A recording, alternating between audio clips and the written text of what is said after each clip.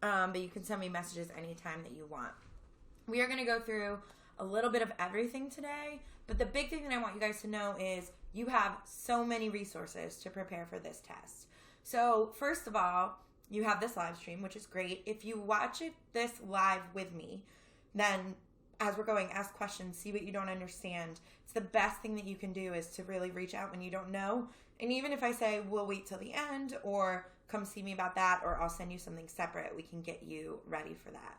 If you're watching this on a replay, what I would ask that you guys do is when you get to a question, pause it, try it on your own, and then see how you did on it. Because what's happens sometimes is you build up a false sense of confidence because you watch me do it and I know how to do it, and you feel like you're going to know how to. So I would just be mindful of that if you're watching this as a replay. But the nice thing about the replay is you can speed it up, you can slow it down, you can rewatch. So this will always be available to you.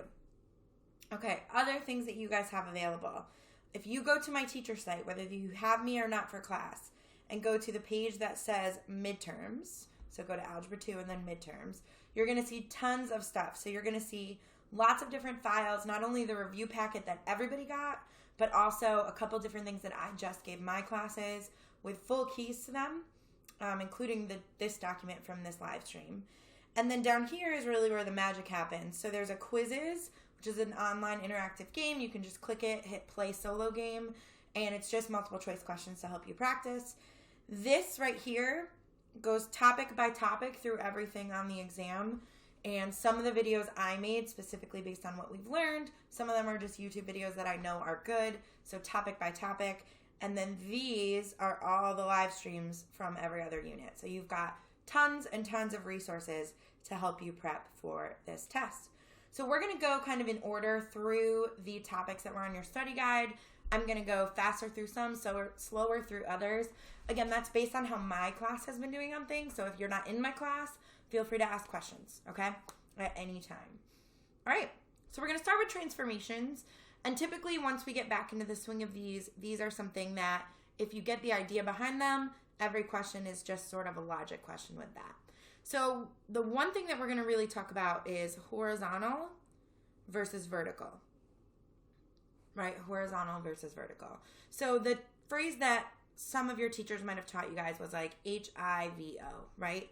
Horizontal is inside, vertical is outside. So if you have f of x as your original function and something happens inside the parentheses, right? Inside the x, inside the function, that's going to be a horizontal change. It could be a stretch, it could be a compression, it could be a shift, it could be a flip. So lots of different things it could be, but always horizontal. Now, if it's happening on the outside, so if we have something that is happening out here, outside the f of x, either before it or after it, then that would be a vertical change. Excuse me, because vertical is going to be outside. So if you have f of x and it's intact, but you're doing something to the outside of it, then that's going to be a vertical change. So horizontal shifts, remember if you've got f of x plus h or f of x minus h, it goes the opposite direction. So a plus would actually go to the left, a minus would actually go to the right. Inside changes are always in the opposite direction. Vertical shift, plus is up, minus is down. Reflection, notice this is outside, so I think vertical outside, right? A vertical flip goes over the x-axis. A vertical flip will go over the x-axis, right? On this one, inside, so I think horizontal inside. A horizontal flip going this way would go over the y-axis. So inside goes over the y-axis, outside goes over the x-axis. But it just goes back to a horizontal flip versus a vertical flip. Stretches and compressions, vertically, it would be outside, right? Just a number times the outside. If a is bigger than 1, it's going to be that many times bigger. If a is between 0 and 1, it will be that many times smaller. So, for instance, a half would be half as tall. And then it's the opposite for a horizontal because, again, inside is always horizontal and the opposite. So if this has an a on the inside, then it's a compression by 1 over a. So if that was f of 2x, it would be half as wide. Remember, it's the opposite. We're going to do 2 quick examples of these, but as we're working, send me questions on Remind, in the YouTube chat, whatever, okay? So the first one says, write a formula for y, the image of f of x. So I already know that I want a formula, so I'm going to need y equals. After a vertical stretch of 3 and a translation right 2. So vertical needs to be outside, right? Right, that's horizontal, that needs to be inside. So I'm going to start with f of x. And let's go through these one by one. So a vertical stretch. Stretch is a dilation. And if it's vertically, it needs to be on the outside. So I would just put my scale factor out front. So that's a vertical stretch of 3. A translation to the right. So remember, inside we need to go in the opposite direction. So right, I would put -2. And that's it. That is my formula for something that's been vertically stretched by a factor of 3 and then moved to the right 2. Okay, next one. And again, send questions as you have them. So the vertex of a parabola, remember vertex just means the turning point, right? So the vertex of a parabola, y equals f of x, is at 6, 3. So 1, 2, 3, 4, 5, 6, 1, 2, 3.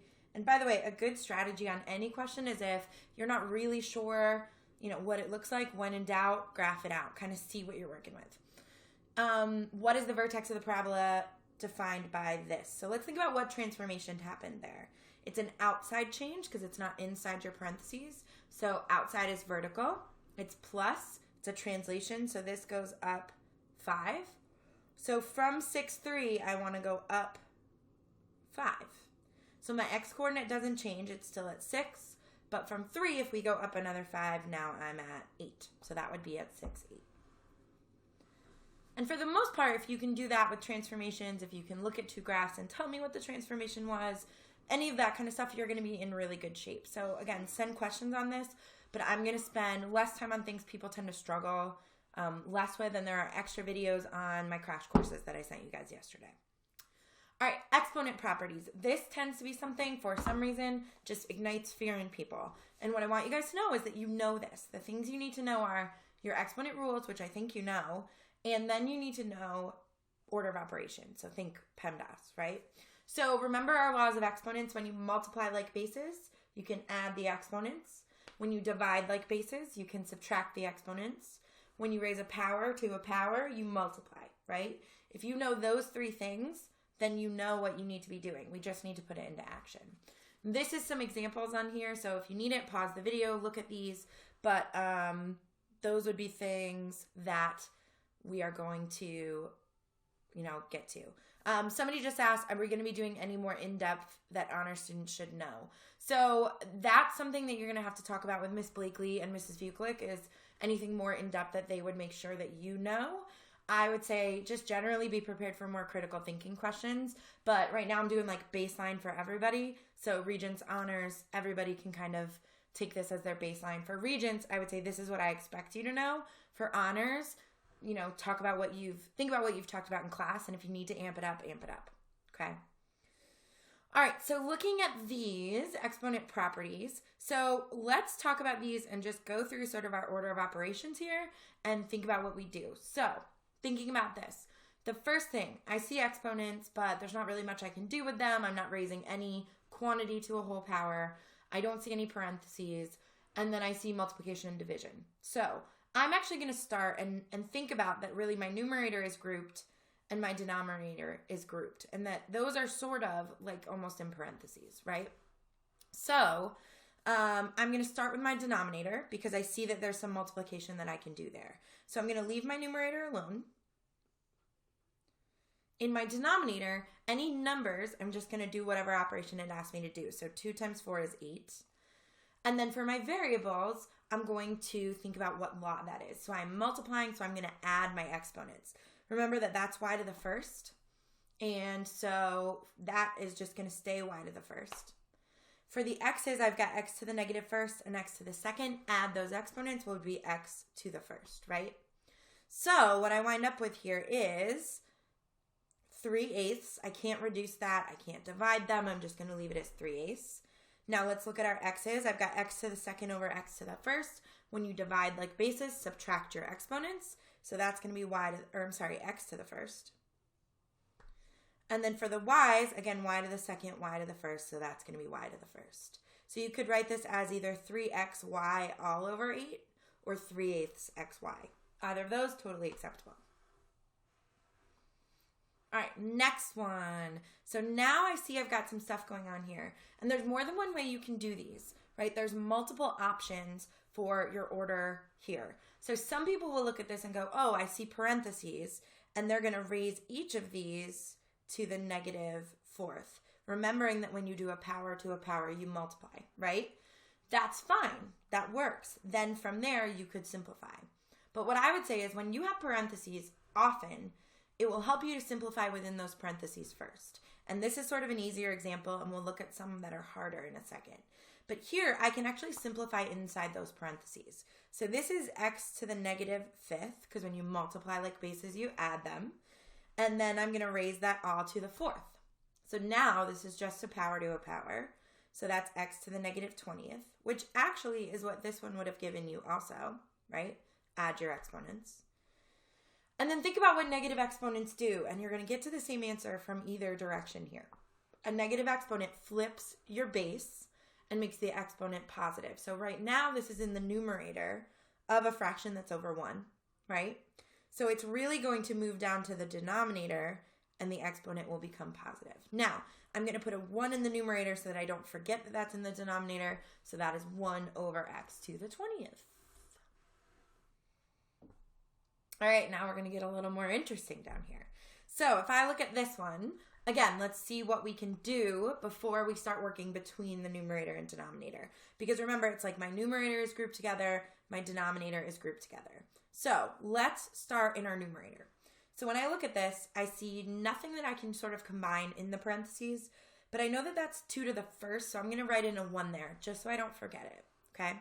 So I have 2 to the 1st x cubed z squared, and I'm raising a power to a power, so I'm going to multiply those. So this is 2 to the 3rd, x to the 9th, z to the 6th, as far as I can go with my numerator right now. Now, in my denominator, there is some stuff to do because there's multiplication, right?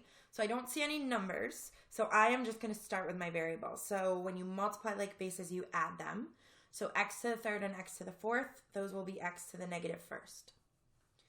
Y to the 4th, there is nothing else like it, so that's going to stay y to the 4th. And then z squared and z cubed is going to be z to the 5th. So now let's see what we've got here. So 2 to the 3rd is 8. There's nothing else I can do to that. Let's deal with the x's. X to the 9th, x to the -1st. When you divide, you can subtract. So that is x to the 10th, 9 minus -1, right?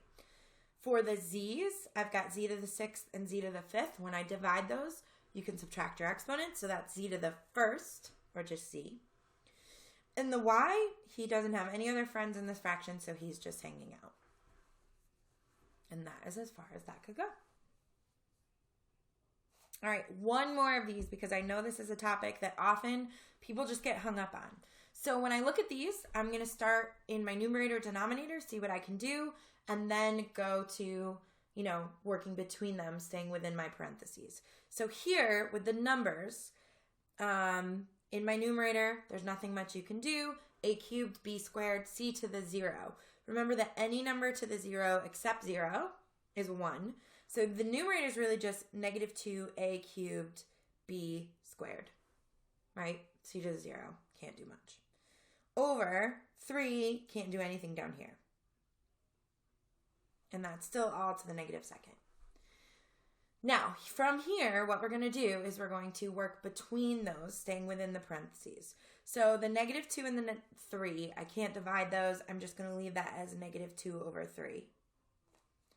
Now the a's, I've got a cubed over b squared. Subtract your exponents, that's a to the 1st. Here I've got b squared, b cubed. Subtract your exponents, it's b to the -1st. And the c doesn't have anything else there to combine with it, so I'm going to leave that as c to the 7th. Now, from there, there's nothing else I can do. So now I'm going to do a power to a power, so I multiply. So this is really -2 to the 1st. This is really 3 to the 1st. So this is going to be -2 to the -2nd, keeping my negative in parentheses. Remember, when you square or do any negative to an exponent, you should have parentheses. A to the -2nd, b to the +2nd, all over 3 to the negative second, c to the negative second. Now, it wouldn't have been wrong if you did that right in your first step, but I'm going to tell you on harder questions, the more you can simplify first, the better. Now, can't simplify anymore between, so let's just see what we can do. Any negative exponent, I can flip where it is. So negative 2 to the negative second, I can move that to the denominator and make it to the positive second. So that I moved. A to the negative second, I can move to the denominator and make it a positive second. B to the second, I'm going to leave up in the numerator because it's already positive. Now, 3 to the negative second, that can go up to the numerator because it has a negative exponent, so it's just 3 to the positive second. And c to the negative second, I can move up to the numerator because of my negative exponent there. So, wouldn't the c be to the negative 14th? Yep, I misread that as a 1. Thank you for pointing that out. So this would be c to the 14th. Good catch. Okay, so now we can just simplify. So 3 squared is 9, b squared, c to the 14th, over negative 2 squared is positive 4, a squared. And that would be as simplified as I got. So thank you, those of you that caught that one. That should be to the negative 14th because multiplying. Okay, laws of exponents, that's sort of, those are pretty nasty ones. So if you were doing okay on those, that's good. But I would make sure those are something you practice because those are something that just tend to trip us up because there's a lot going on. Okay, compound interest. I am not going to bore you with sitting here on a calculator while I solve these out. What I'm going to focus on here is the setup on these. If you want to see me solve a bunch of these, go back to our Unit 2A live stream. There's a bunch in there. But these formulas are not given on your formula sheet, so you need to know these. And I will tell you, normally we talk about 3, but if you know these 2, you can always get the third one out. So on this one, this is compound interest. So this can be interest that is compounded any finite number of times. Once a year, twice a year, 4 times a year, every other year, any finite number of times. So here's what I'm looking at. P is my principal or my initial. 1. Now this could be plus or minus. If it's decay, you do minus because your rate would be negative. R over N, remember that your rate should be a decimal. N is the number of times per year to the N times T. Now, where is that third formula that we talked about? Well, let's pretend that this only happens once a year. So this would be P, 1 plus or minus, R over 1 to the 1 times T, right? So that's the third formula, but you don't need it memorized if you understand, it's only happening once a year, so N is 1, right? So that is really all you need to know for that. For this one, this is PERT, everybody's favorite. You only use this when you have continuous growth. So if you see the word constantly or continuously, those are things that should signal to you should use PERT. P is still your initial. R is still your rate as a decimal. And by the way, if it's decay, then R is less than 1. So you should have a negative in there. And time in years is T, right? This is something that can trip people up. So that's the mathematical constant E. It's approximately 2.7. It's a button on your calculator. It is not a variable. So be careful with that. Okay, so we are just going to go through examples and set them up. I am not going to solve them all because I have faith that you guys can do that. Throw them in your calculator. But if you want to see more of that, go back to the old live streams and they'll be on there. Okay? So for this first one, James invested $1,500 for 20 years at 6.25 annual interest rate. Before I do anything, I'm going to just remind myself that I need to move my decimal over twice. So 0.0625. Remember, if you're in my class, we have that Dr. Pepper trick if you need it. So to go from decimal to a percent, you go over that way twice. Percent to decimal, go over the other way twice. So if you have a brain fart, just do that. How much will be in the count in all of these scenarios? So annually, what that means is 1 time per year, N is 1. So for this, I would have, the amount is your initial times 1. Now this is growth, right? So plus R, 0.0625 over 1, so you don't need it there, to the 1 times T, right? So to the 20th. and that would give you your final amount at that time. I didn't put in the ones there because I know this formula, but if you wanted to put in the ones, go for it, right? It's not going to be wrong. All right, monthly. So monthly would mean n is 12 times per year. So it's going to be the exact same formula, except we're going to need to take into account that we have compounding more than once a year. So this would be 0.0625 over 12 to the 12 times 20. That's all that changes, is that you're going to have that 12 in those two spots. All right, next one. Account is compounded semi-annually. If you're a shopper, think semi-annual sales, right? Twice a year. So this is 1,500 times 1 plus 0.0625 over 2 to the 2 times 20, or 2t. Daily, that would mean n is 365. I'm not going to do all of these, but that's the number. Quarterly, that would mean n is 4. And continuously, this should tell you to use PERT. So on this one, I would have y equals your initial times e. And when you do this, remember r and t are both in the exponent. So 0.0625. And that's positive because it's increase, it's exponential growth to the 20th. If you have an older calculator where you have to type in this, right? If you have to use the caret button and it doesn't just like fancy font it up to that, you have to put parentheses around this or it will not do it the correct way. So please make sure if you have an older calculator, when you do the caret key, put parentheses around your exponent. Okay, so send me more questions. I'm probably going to set up about 2 more of these and then we're going to move on with our lives. All right, Mrs. Geronda invests $1,000 in an account that earns 1.5% interest compounded continuously. How long will it take to triple? So continuously, I know that I'm using A equals PE to the RT. I know that I'm starting at 1,000, E to the 0.015, and I want to know the time, so that's my variable. Now, how long will it take to triple? So if I start with 1,000, it will triple at 3,000, right, when it equals that. So just set it equal to 3,000.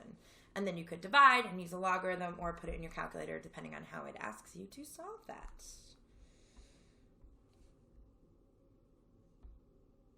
All right. Last kind of setups is when we have a weird variable missing. So Tara's car is depreciating at a rate of 4% quarterly. So I already know that's going to be 1 minus 0.04 over 4 to the 4 times t, because it's quarterly, right? She bought the car in 2010 and it's now worth $1,300. So, okay, that is 9 years ago. So 9 is my time. And it is now worth, so it's equal now to $1,300. How much did she originally pay? So my unknown is that principal amount. Now, you could just calculate what this equals. So it's P times that and then divide. I did a whole crash course on these yesterday, so if you have other questions, go to that. All right, solving systems. This is something that generally my classes have been very, very, very, very strong at. So I'm not going to spend a ton on time on this, but we'll do one. So you're using elimination here, and the biggest thing you guys need to be careful with is just look for those little mistakes, right? So when you solve a system, I normally divide my paper into like 3 rows so that it's just organized. Do it however you want. I'm going to pick 2 equations, and I am going to eliminate a variable in those. So let's start with 1 and 2. And I see a clear candidate for eliminating variables there because the y and the negative y, these already cancel each other out, right? So now I'm just going to add the 2 equations. So 2x plus 2z equals 2.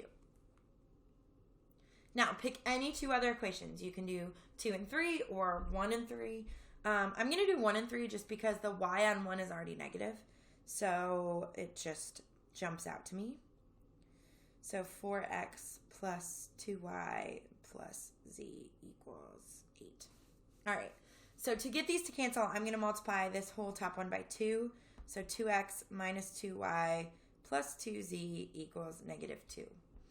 And now I'm going to add this and this together. So that's 6x the y's cancel out, plus 3z equals 6.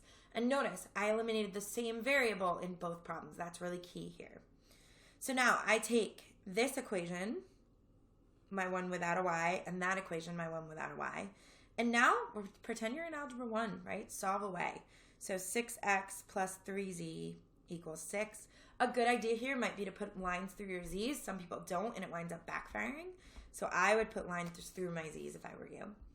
I'm going to multiply the top one by negative 3 to make the x's eliminate. So negative 6x minus 6z equals negative 6.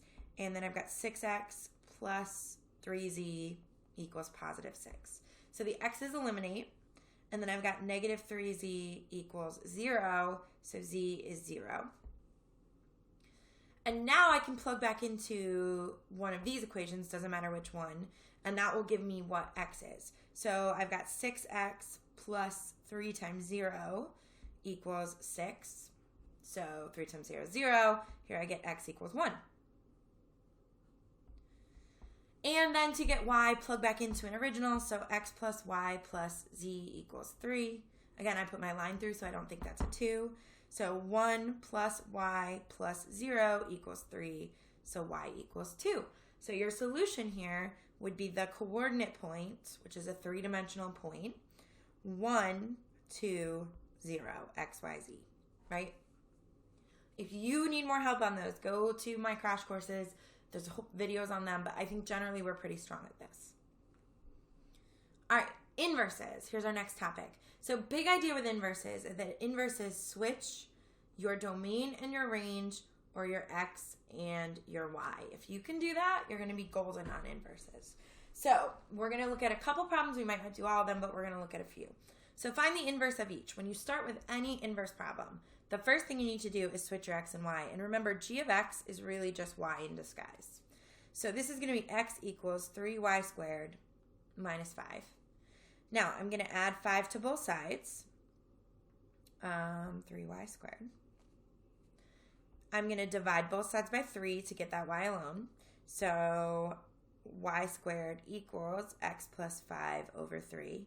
I know I switched sides. It's okay if you don't. That throws some people off, but I just did when I wrote that. So now I'm going to square root both sides because we undo squaring by taking a square root. So I would get y equals the square root of x plus 5 over 3. And because I started with g, not y, I'm going to change this to g inverse equals the square root of x plus 5 over 3. And that would be my inverse. All right, next one. F of x is the fifth root of x plus 1. Notice the fifth root is only over the x, right? So that 1 is separate, and that's going to impact how we solve this. So y, I know f of x is really just a y. So this would be x equals the fifth root of y minus 1. Notice my radical does not extend out. So first thing I'm going to do is add 1 to both sides. Now, undo square rooting by squaring, undo fifth rooting by raising to the fifth. So this is going to be x plus 1 to the fifth equals y. And since I started with f, we're going to make this f inverse of x equals x plus 1 quantity to the fifth. Now, we'll talk more about logs in a second, but remember you can also do inverses with logs. So switch your x and y. And then all this is solving an exponential or log equation. So this is my exponential part. I'm going to isolate that. So add 1 to both sides. And then when that is isolated and when I feel like there's nothing else I can do, then I'm going to convert, right? So logs are exponents, so it should equal the exponent. And I'm saying what power of 5 equals x plus 1. Now, remember that we started with f, so we would want this as f inverse of x equals log base 5 of x plus 1. Okay, same thing going the other direction. And we're going to talk more about log equations in a second. All right, send me questions as you have them. We are about halfway through our stuff.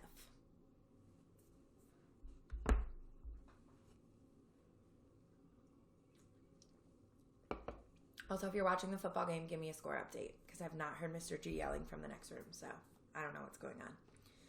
All right, so growth and decay. So exponential growth is when we're going to have something increasing over time. Exponential decay is when we have decreasing over time. This is our general exponential form. Now, if I look at these, here, my b value is between 0 and 1. And that's really what I care about because my a value is just the starting point. I don't really care where I start. So b value is between 0 and 1. What that means is it's almost like a geometric sequence where every time your ratio is less than 1. So it's getting smaller every time. So because b is between 0 and 1, this is decay. Now that is only true when your only variable is the unknown. So if it's just x. If it's like negative x or negative 10x or 2x, it could be different. But when it's in standard form like this, then we can think about that. For this one, my b value is greater than 1. So when I think about this, this is like a geometric sequence where I'm multiplying by 2 every time, right? So this is increasing over time. And again, that rule about being bigger or smaller than 1 only works if it's in standard form where your x is isolated up there. So let's look at these. Are these growth or decay? Now, spoiler alert, I'm going to talk through these algebraically. When you are doing these, you have a calculator. So if I ask you if it's growth or decay, you better get this right because throw it in your graph, right? And just look at, is it growing or is it decaying? The thing you need to be careful with is, did I type it in right? As long as you typed it in right, you're going to get these right every time, okay? So if I look at this one, is this growth or decay? Well, when I look at this, I see that my x is alone in my variable, right? And so this is in standard form. This is less than 1, so this is going to be decay. And you can look at your calculator and check yourself. Next one, my x is not alone here. So here's what I'm going to do. I'm going to take this and rewrite it so that the x is alone. And all that means for me is making it 1/2 to the negative 2. Because remember, power to a power, you multiply, right? So think about what negative exponents do. They, are going to take my base and flip it. So this is going to become 2 over 1 to the negative second. Or I'm sorry, to the positive second. And now that is 2 to the 4th to the x. Now this is greater than 1, right? So this is going to be growth. But spoiler alert, how do you figure this out? Put it in your calculator, right? So think about if this is less than 1, but then the exponent is a negative, that flips it. But you can just put it in your calculator. My screen heard me say flip. All right, last one of these. I've got 2 times 3 to the negative 2x. So I'm going to rewrite this so that x is alone in my exponent. So 3 to the negative second. And so that would give me 2. 3 to the negative second is 1 over 3 to the second. And guess what? That b value is less than 1 now, so this is decay. So algebraically, guys, that's what I'm doing. But if this is a multiple choice, then just throw it in your calculator, right? So that hopefully shouldn't be too hard.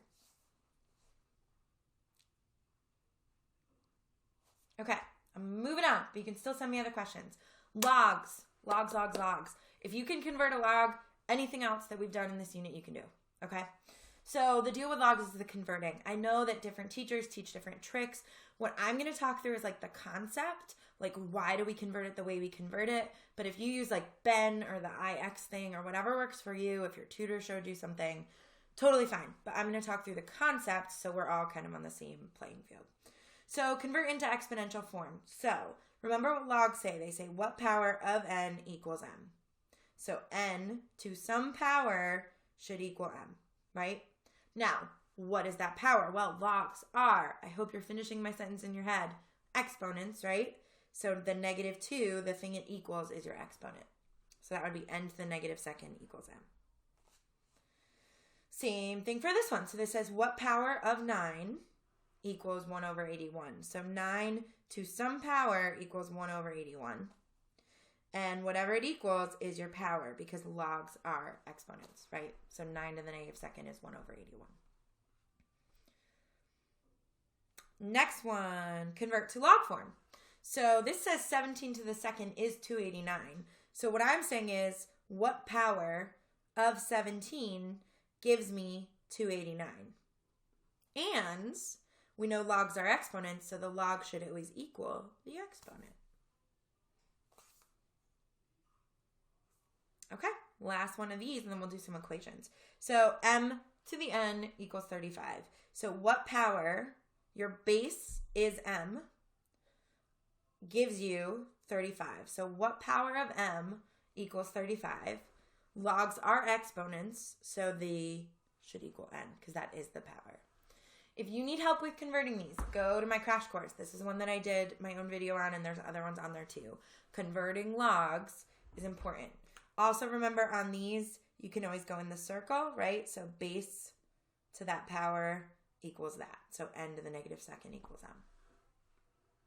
All right, let's solve some equations. So solve the following logs and exponentials, round to the nearest hundredth. I don't have my calculator. It's at school, so we're not going to round, but otherwise we're just going to solve these. So let's start with this one. When there is no base, remember that that's a common log, so your base should be 10.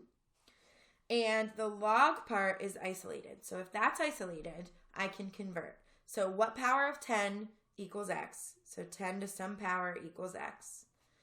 And logs are exponents, so my exponent is 2. So here, this gives me that x is 100. Remember, you should always check your work with equations to make sure you don't get an extraneous solution. All right, next one, exponential. So this is my base, and x plus 1 is my exponent. So my exponential part is alone there.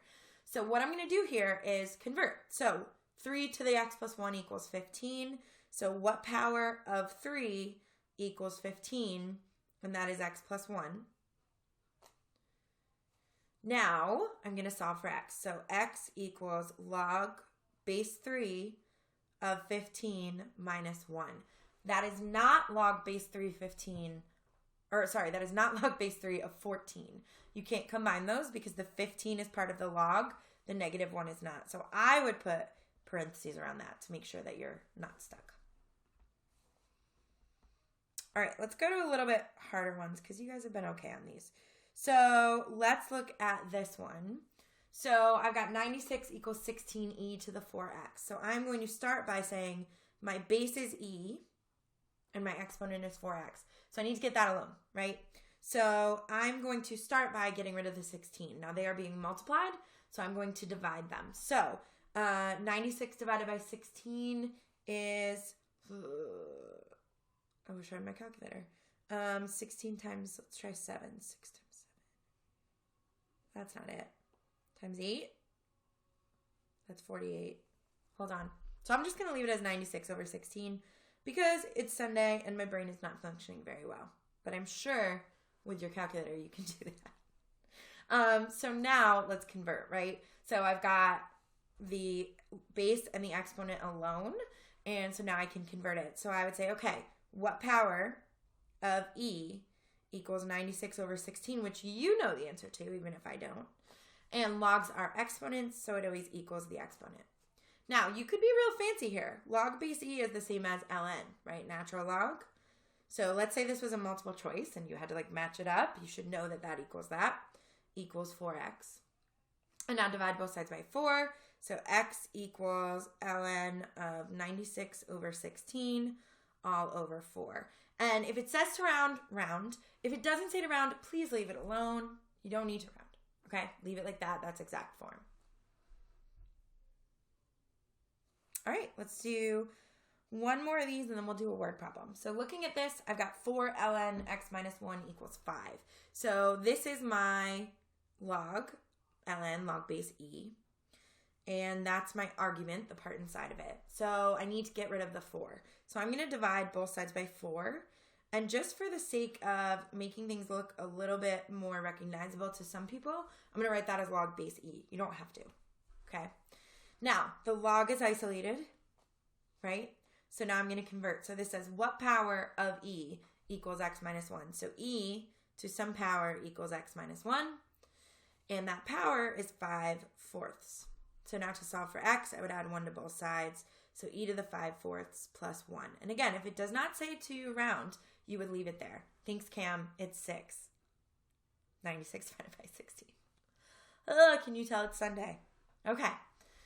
So now let's go to one more word problem. And then the next couple topics are most recent. So I'm not going to do a whole ton on them unless you guys have specific questions. But let's go to one of these. So this is a Newton's Law of Cooling problem. In preparation for the morning rush, a baker preps pastries to be sold. In order to serve the pastry to the patrons, a baker must wait until it cools to be 70 degrees. So this is the final temperature that I want, right? The temperature of the pastry is given by this equation, which is an exponential equation. How long will it be until the baker can serve it? So what I'm trying to solve for is t, which tells me that that's got to be my unknown, which means everything on the other side is not unknown, right? Now, here's one thing that I remember being an issue when we did this. C of t, people were trying to do like c times t. That is not what that means. C of t is like f of x or g of x. This is really just saying y, right? So don't let that fool you. That's just a variable. It doesn't mean multiplication. So y equals this. What I want to know is when will this equal 70? So I'm going to set this equal to 70. Notice no multiplication over there, right? E to the negative 0.032t plus 65. And now this just becomes an exercise in solving, right? So when I look at this, I'm going to put a rectangle or a box around my exponential part. So my base is e, and then that's my exponent, which means everything that's not in that box needs to go away. So I'm going to start by subtracting 65 from both sides. So that will at least isolate the first term. Now this is my exponential. Divide both sides by 130.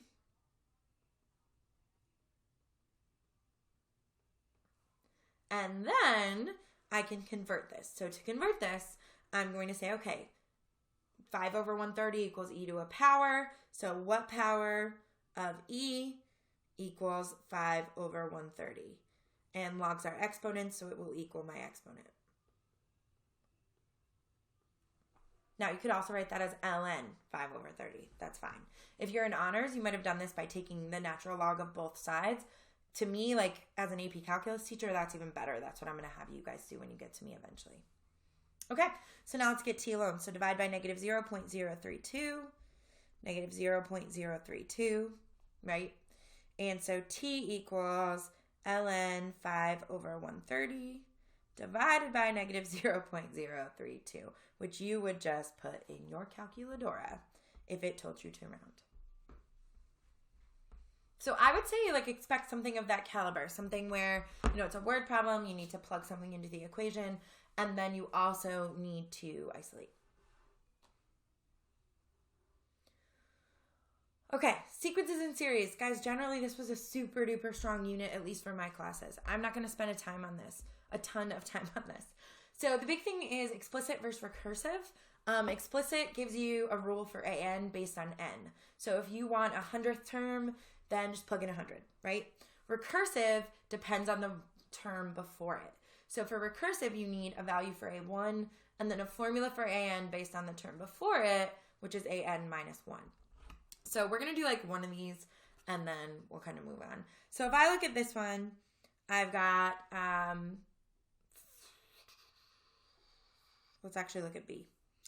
So negative 31, negative 26, negative 21. So I'm going to check, is it arithmetic? Is it geometric? Can I find a pattern? I can here every time you're adding 5.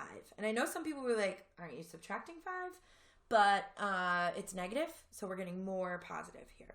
So I know that this is addition, adding by 5, so it is arithmetic. So I'm going to use the an formula for arithmetic to get my explicit, and that you'll be given on your test. So an equals a1 plus n minus 1 times the difference. Now, if you really wanted to be fancy, you could actually plug in what the difference is. You should do that. That's not being fancy. But you could distribute that out, so 5n minus 5. So another formula would be an is 5n minus 36. So this or this would be acceptable formulas. I would say be able to convert in case you have a multiple choice, but generally I think that's something we were really strong at. Now, explicit is going to depend on the pattern. Recursive. So think about when we did this in class, we talked about like, okay, I'm thinking of a sequence. and I want you to guess it. And you guys were like, we're never going to guess it because you gave us no information. So there were two pieces of information you asked me for. First of all, what was the pattern? But that wasn't enough. You also need to know where it started, right? So the pattern here is to add 1 or 5. And the starting place is negative 31. So my starting place is negative 31. And my pattern is to find an, take the term before it, and add 5. So you need both of those to write a recursive formula.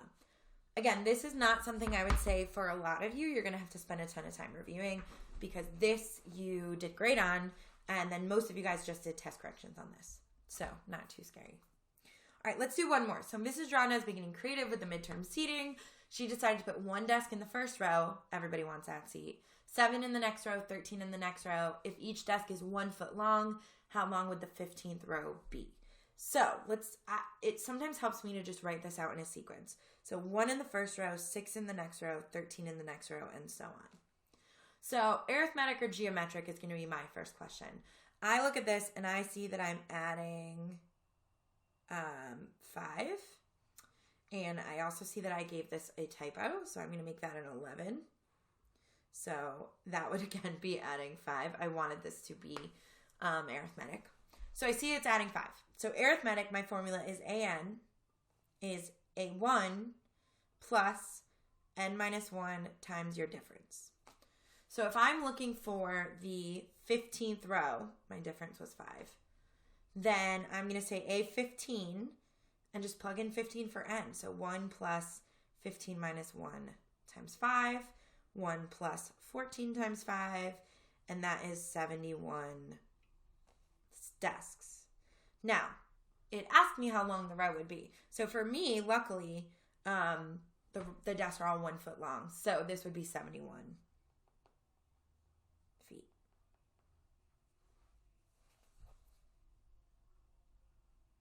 Okay, let's talk sigma notation, and then we're going to do like crash brief review on Unit 4 since we just finished that. So here's the deal with sigma notation. And again, you guys were pretty good at this, but sigma is a Greek S. It means sum. And I just want you to think about it like a stoplight, right? So on a green light, my new drivers here, if you ever look at a stoplight, the red light is at the top. The green light is at the bottom. So when you do sigma notation, that's literally what I want you thinking about. So this value at the bottom is going to tell me where to start.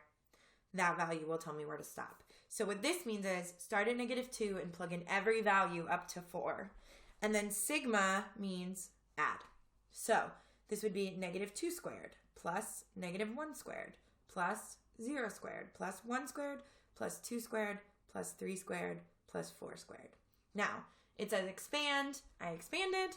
And then if it says evaluate, you can actually add these all. So that's 16 plus 9 is 25, 29, 30, 31, 35. Now, some of you guys I know are going to be like, boom, put it in my calculator. If it says expand, do not just put it in your calculator. Make sure you actually expand it out. Here's one where your calculator won't help you. So I've got the sum from k equals 1 to 5 of kx to the k. So this means start at 1, end at 5, plug in a 1 wherever you see k, which means where there's an x, you leave it alone. So k, 1x to the first plus 2x to the second plus 3x to the third plus 4x to the fourth plus 5x to the fifth. Now, the biggest problem that at least the Regents teacher saw on your test on this was when you saw something like this, you were like, oh, now add them. The problem is x to the first, x to the second, x to the third are not like terms, right? So that is as far as you can go with that. If they were all to the same power, add away, but these are not. Okay, so this is it. Factoring completely, and then talking about quadratics. And again, we're not going to do a ton of this. We're going to kind of breathe through because this is what you just did. So for factoring, remember, always look for a GCF. And then you need to be able to do difference of squares, trinomials, sort of weird stuff. So let's just start with a basic one. So this is a trinomial. Is there a greatest common factor? There is not. And my leading coefficient's 1. So I can just do what adds to be the middle and multiplies to be the end here. So for these, I know that to get x squared, I would need x and x. And the two factors that add to negative 5 and multiply to be negative 36 are negative 9 and positive 4. And notice this did not say solve. It just said to factor. So you're done there. If you need to factor it or solve it, then you'd set each part equal to 0. But this is not an equation, right? All right, so let's look at one that's eerily similar. So on this one, I do see a GCF. So I'm going to take out an x to the 4th minus 5x squared minus 36. Now, look at these. X squared, x to the 4th. Ooh. 5x squared minus 36 minus 36. You're going to factor this the same way, except you're going to have to get an x to the 4th instead of just an x squared. So if I want x to the 4th, it's going to be x squared and x squared. That's how I get x to the 4th. And then it's going to be the same numbers, minus 9 plus 4. And think about if you multiplied this back out. That would give you x to the 4th plus 4x squared and then minus 9x squared. There's your negative 5x squared. So don't let an x to the 4th scare you. You're fine. So then can this be factored more? So this one is x minus 3, x plus 3 because it's a difference of squares. A sum of squares does not factor any further over the real numbers. So just leave it like that. All right, let's look at this one. X to the 4th minus 81. So this is a perfect square. That is a perfect square. It is a difference. So this is going to be a difference of squares. X squared, 9 plus minus. Now, is it fully factored? This cannot be factored more because it's a sum of squares over the real numbers. You leave it there. This one, x minus 3, x plus 3. And I'm done. All right, last factoring one. So I've got x cubed plus 8. This is really x cubed plus 2 cubed. Remember, if you want a list of your cubes, put in y equals x cubed to your calculator and then look at the table. It'll give you a list of all your cubes. And so this is going to be x and 2, and then x squared, 2 squared, and 2x in the middle. So then for your signs, remember SOAP, same. So this is plus, so that's plus. Opposite, always positive. So x plus 2, x squared minus 2x plus 4. This will always be factored as far as you can take it, and that's just a x to the first, so that's good. All right, let's talk complex numbers quick. And guys, again, if you have questions, send them. Some people have sent some, which has been great, but, send me questions if you have them. So let's start with simplifying radicals, and let's start without even an I in there. If I just want to simplify square root of 18, what I'm going to say is, okay, what is the biggest perfect square that I know that goes into 18? So 18 is 3 times 6. Neither of those are perfect squares. 2 times 9, right? And you can always check by doing like y equals 18 over x in your calculator and look at your pairs and see which one has the biggest perfect square. So I don't know the square root of 2, so I'm going to leave that. But I do know the square root of 9 is 3. So this is really 3 radical 2. Now, let's say that I'm looking at one where there's a negative. Same deal, right? Except what I want you to do is split this up. So it's negative 1 and then positive 18. Now this you'll just simplify normally. We just did that one. It was 3 radical 2. This is I, right? And you're multiplying those. So this is 3i radical 2. All right, one more. So I've got square root of negative 288. So looking at this, I'm definitely going to take out definitely going to draw a different radical. Take out the negative 1 and leave that as 288. Now, I know that there's a bunch of perfect squares that go into this. 4 goes into this, 9 goes into this. But let's look for the really biggest one, okay? The biggest one of all. And when I look for that, and really you can look at 288 over x if you want, the biggest perfect square that goes into that is 144, because it's 144 times 2. So this is I times 12 times, I don't know the square root of 2, so leave it as a radical. So this is 12i radical 2. That's going to be really useful when we use the quadratic formula. All right, simplifying powers of I. Remember that i's go in cycle of 4s. If you need more help on this, go to my crash course. It's up there. So what I'm going to do is take my exponent, divide by 4, and this goes in 2 3/4 times, or 2.75 times. What that tells me is that my remainder is 3. Now, I've seen some people who've said, like, the remainder is 0.75. That's not true. The remainder is 3, right? 3 out of 4 left. So, since my remainder is 3, this is equal to I cubed. And I cubed, you should know, is equal to negative I. But you could also put that in your calculator to check. Now, I to the 11th, your calculator might do for you. So, let's go to one your calculator won't. I to the 220th. So, I'm going to take this, divide by 4. And that is going to be, let's see, 4 goes into 25 times with 2 left over, so 54, and 0 out of 4. So for my remainder here is 0. So this is equivalent to I to the 0, and any number except 0 to the 0 is 1. Okay, I am going to leave that for now. Let's do some actual operations with I. So I've got 3xi times x minus 2. Same way you do anything, distribute, right? So distribute this out to those. So there's no other numbers, just 3. X times s is x squared. And then I minus 3 times 2 is 6xi. That's as far as I can go. Next one. So this is subtraction. Remember with subtraction, you need to distribute your negative out. So 2 minus 2i minus 4 plus 7i, because you're subtracting each of those. And then combine your like terms. So 2 minus 4 is negative 2. Negative 2i plus 7i is plus 5i. And remember that you're going to see it in a plus bi form. So the imaginary part should be at the end. All right, last one of these. This is a doozy. So now I've got squaring, I've got addition, I've got all this stuff. The biggest thing I want you guys to remember on this is that squaring does not mean square each part. Squaring means multiply by itself. So I'm really going to expand this out before I do anything. So on this first one, I've got x squared plus x times I plus x times I plus I squared. And I can combine some like terms, so that's x squared plus 2xi. I squared is negative 1. Now on this second part, 3x times 3x is 9x squared minus 3xi minus 3xi. By the way, those do not add to 0. They add to negative 6xi plus I squared. If you need help with the multiplying out part, go back to my crash courses. I've got more stuff on it in there. So this is really 9x squared minus 6xi minus 1. And now we can combine from there. So this is 10x squared, 2xi, and negative 6xi is minus 4xi minus 2. Done.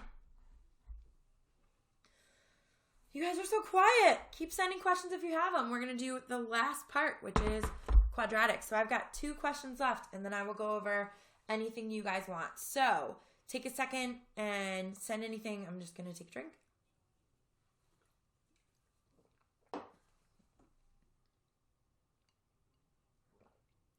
So many different drinks. Okay, so let's do these. So I want to do a discriminant and then just like a basic solving one. You should be able to solve by any method.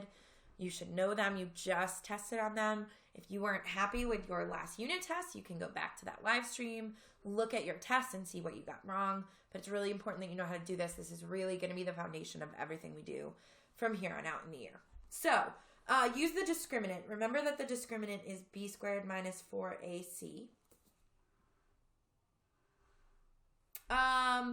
So somebody said we never learned discriminant. Do we need to know it? So there's another way to do it without using the discriminant. So we'll talk about that in a second. So let's actually approach this from both perspectives first. That was good timing.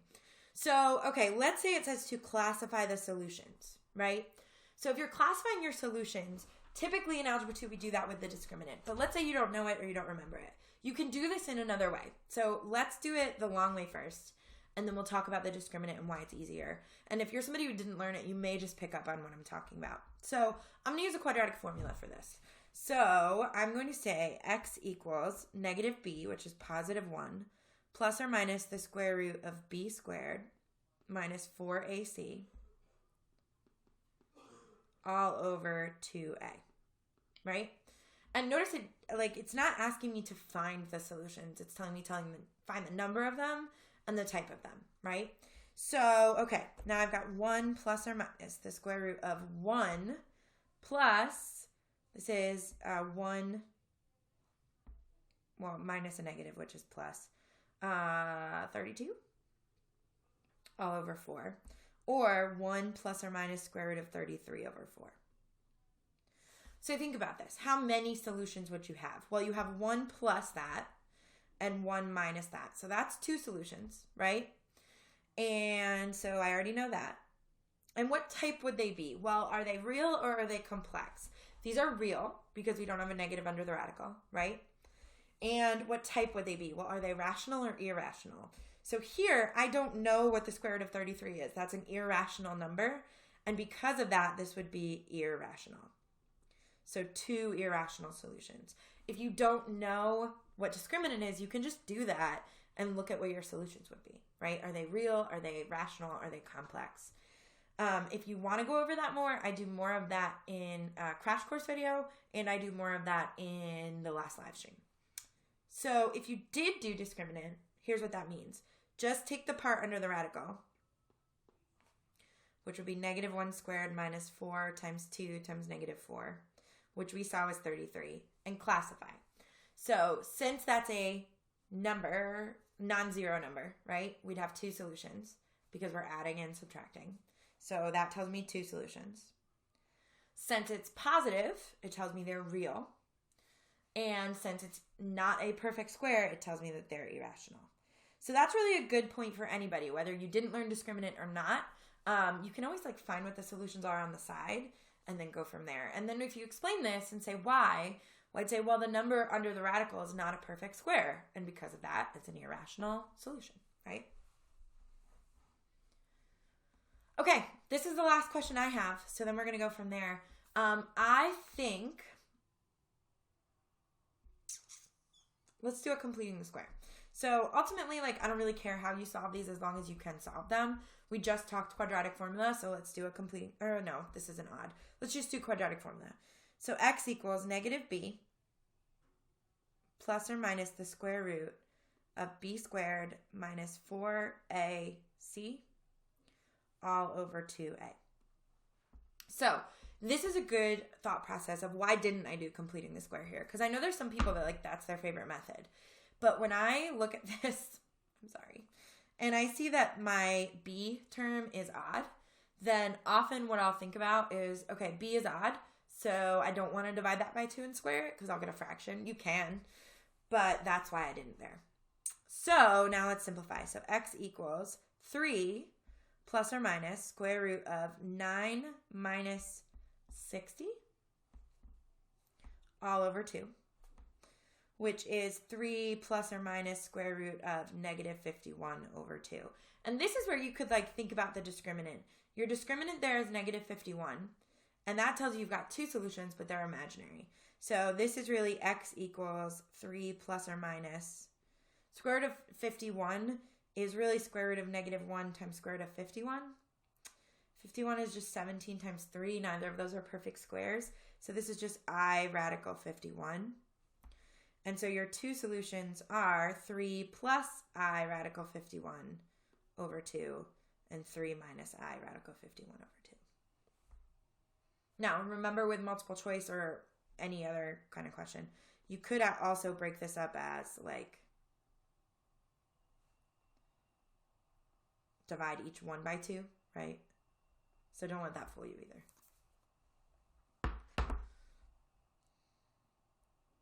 All right, that's all I have planned, guys. So I'm going to hang out here, ask some questions. People are demanding Harper. Maybe I'll go get her.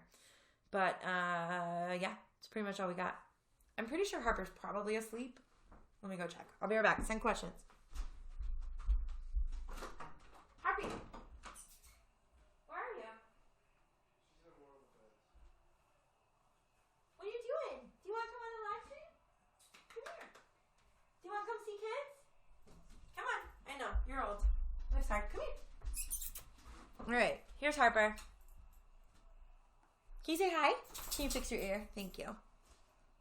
Yeah, she's excited. She likes you guys. This is good. Yawn. All right, you're boring now. Not that fun.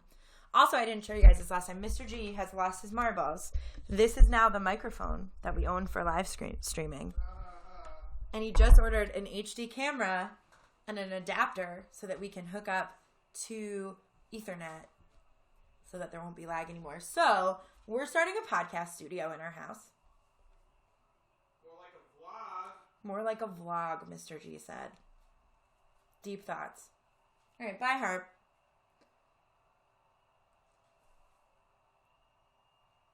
All right, this is it. This is your moment. You got like 30 more seconds for actual math questions. I know my dog is cute, but also, this is winter storm, Harper, so I made a lot of puns today about that. Margaret, I have not. You have to send it to me. I hope it's about my dog. It's probably not.